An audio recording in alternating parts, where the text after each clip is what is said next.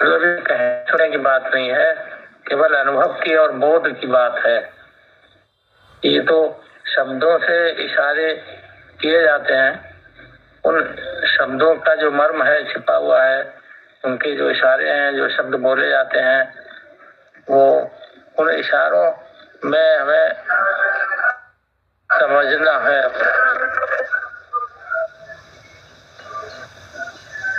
हमें उन शब्द को ही नहीं पकड़ लेना है। हम लोग शब्द को ही पकड़ लेते हैं और फिर शब्द ही से बन जाते हैं, उनसे छुटकारा नहीं हो पाता है। लेकिन ये सारी चीजें उस आत्मसत्ता की ओर इंगित करने वाली चीजें हैं, जहां पर कुछ भी नहीं ये होता है, न शब्द है, न इशारे हैं, न कोई नाम है, न कोई रूप है, न कोई दृश्य है, कुछ भी नहीं है। तो उस अवस्था में और ऐसा नहीं है कि वो कहीं और है। वो सत्ता अभी अभी अनुभव हो सकती है और यही अनुभव हो सकती है। अभी और यही का मतलब नहीं समझते होगे। बहुत से महात्माओं ने कहा है अभी, क्यों वो सत्ता अभी है। अभी है माने वर्तमान में है वो सत्ता शाश्वत। वो शाश्वतता ही वर्तमान है और हम अगर वर्तमान में आ जाएं तो हम उसमें जीने लगे, उसका बोध हो जाए। तो हम वर्तमान में नहीं आ पाते हैं, हम हमेशा विचारों में ही जीते रहते हैं।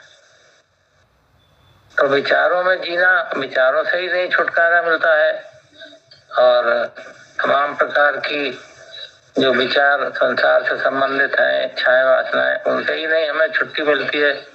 उन्हीं में ही हम विचरण करते रहते हैं, तो हम वर्तमान की अवस्था को उपलब्ध नहीं हो पाते हैं।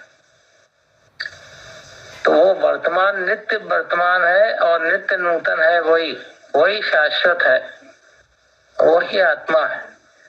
तो वो तो हमेशा है, हमेशा है, लेकिन हम नहीं हैं उसमें।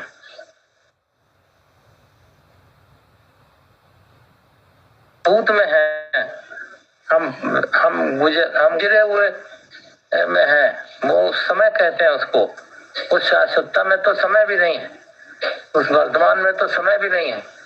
तो हम जो समय भूत विचार के रूप में भूतकाल का है, हम उसमें ही अपना जीवन पूरा गुजार देते हैं, पूरा जीवन उसी में गुजार देते हैं। हमें उनसे, उन विचारों से, उस भूतकाल से हमें छुटकारा ही नहीं मिलता।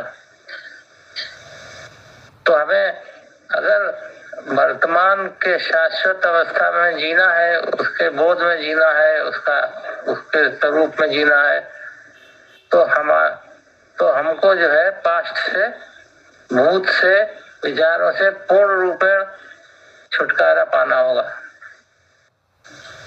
विचारों के जीवन से अलग वही वर्तमान और नित्य नूतन अवस्था है, उसी को आत्मानुभव कहते हैं, आत्मज्ञान कहते हैं। तो वो अभी और यही है, लेकिन हम नहीं है अभी और यही। हम हमेशा दूर हैं अपने से। हम पूजा करने में भी दूर हो जाते हैं, दुनिया के कामों में तो दूर हो ही जाते हैं, और इस आध्यात्मिक चर्चा वार्तालाप में भी हम अपने में नहीं हो पाते हैं, उससे दूर हो जाते हैं और उसी से संतुष्ट होके हम भूतकाल में विचरण करते हैं। शाश्वत अवस्था में जीने में तो वहां कुछ है ही नहीं, आनंद की अनुभूति भी नहीं है, वो आनंद से भी परे है। लेकिन आनंद से ही जाता है, आनंद से ही गुजर के हम शाश्वतता को प्राप्त करते हैं। जब हम भूतकाल से, गुजरे हुए काल से, विचारों से छुटकारा हमको होता है, तो आनंद प्रकट होता है और उस आनंद से ही हम शाश्वतता को उपलब्ध हो जाते हैं। उस शाश्वतता में, उस वर्तमान में वहां कुछ भी नहीं है, ये आनंद भी नहीं है।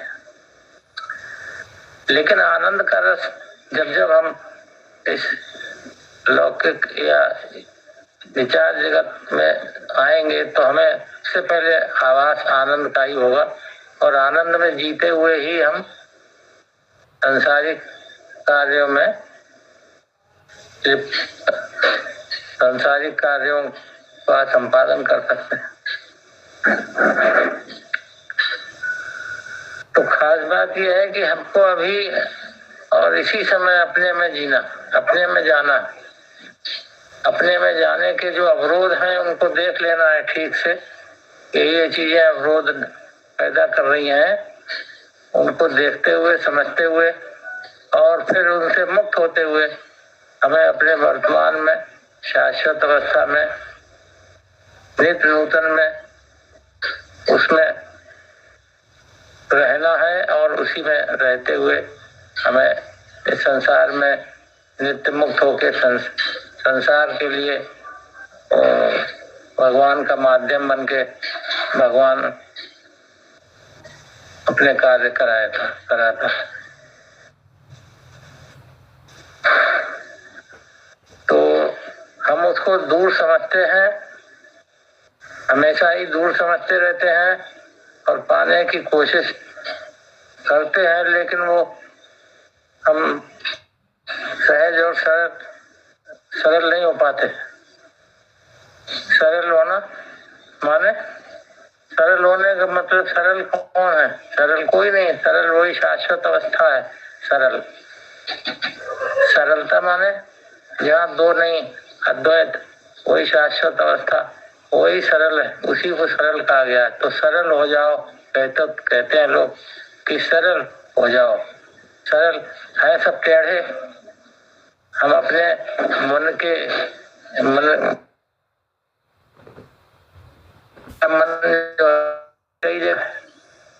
तो सरल कैसे हो जाए? तो छोटे पड़ते हैं, ठोकरें लगती हैं, धीरे धीरे समझ खुलती है, सरलता की तरफ बढ़ते हैं, फिर एक दिन सभी टेढ़ापन जब दूर हो जाता है तो सरलता को उपलब्ध हो जाता है व्यक्ति। उसी को तुम कुछ भी कह लो, तो शाश्वत अवस्था में जीना, भगवान में जीना ही है। तो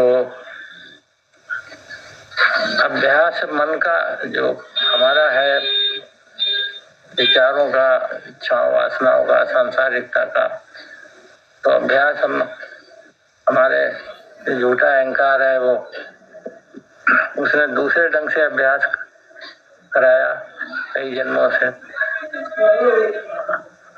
अब हमें उसके विपरीत अभ्यास करना पड़ता है, इसीलिए अभ्यास की जरूरत। अगर वहाँ ये एक तरीके की संस्कार बद्धता ना हो तो अभ्यास की कोई आवश्यकता नहीं है।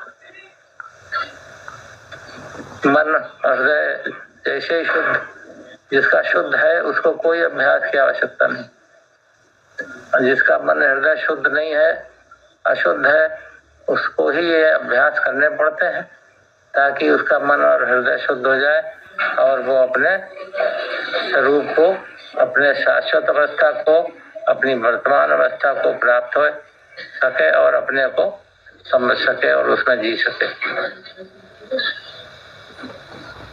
धन्यवाद।